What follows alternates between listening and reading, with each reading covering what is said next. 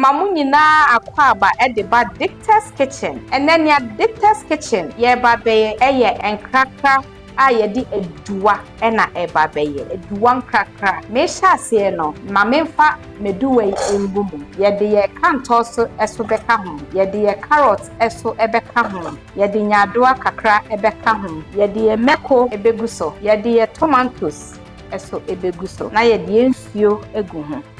Ye nche ho kra. Enam a yede ba beye eye nantwinam. Yede nantwinam na guinea fowl akonfem we enye akoko. We eye guinea fowl akonfem a yatoto.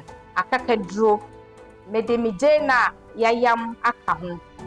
Mede nketen pepper na black pepper. Wisa kakra na mede eno so eka ho. Mede me seasoning aka ho. Ene ye nchene salt to taste. Yede eno so aka ho. Eye ye garlic ayayam. Yede ye garlic so ebeka ho.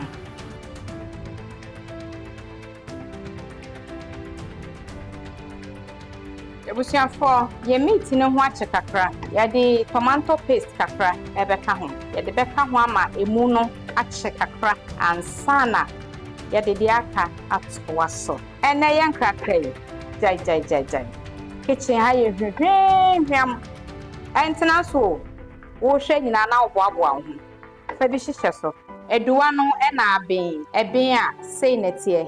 Ba obeyi ho sei. We eyenwura. Na ode ato nchen. We so eyenwura.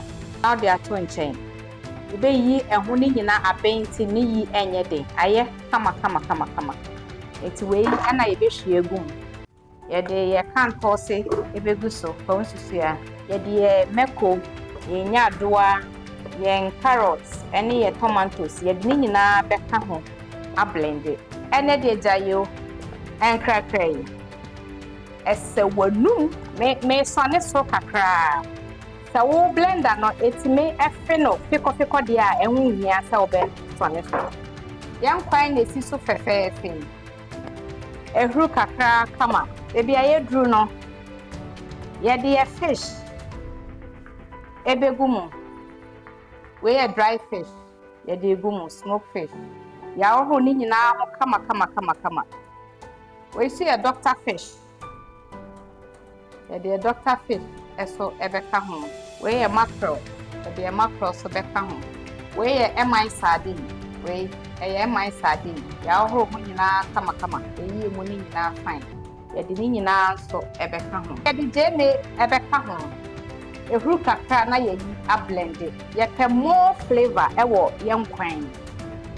Yede hwentia so betumo. Wo de hwentia kai to nkwan mu a. Etesa ni hwa no kra. Ye nkwan ye de beka ho ye fufu. Banche ne body ye fufu pa. Aha ye hwehwehwehwehwem. Aha ye de aduane ya ye kama. Afei follow me on Instagram, Facebook, TikTok and na YouTube. Aha ye Dicta's Kitchen, home of good food.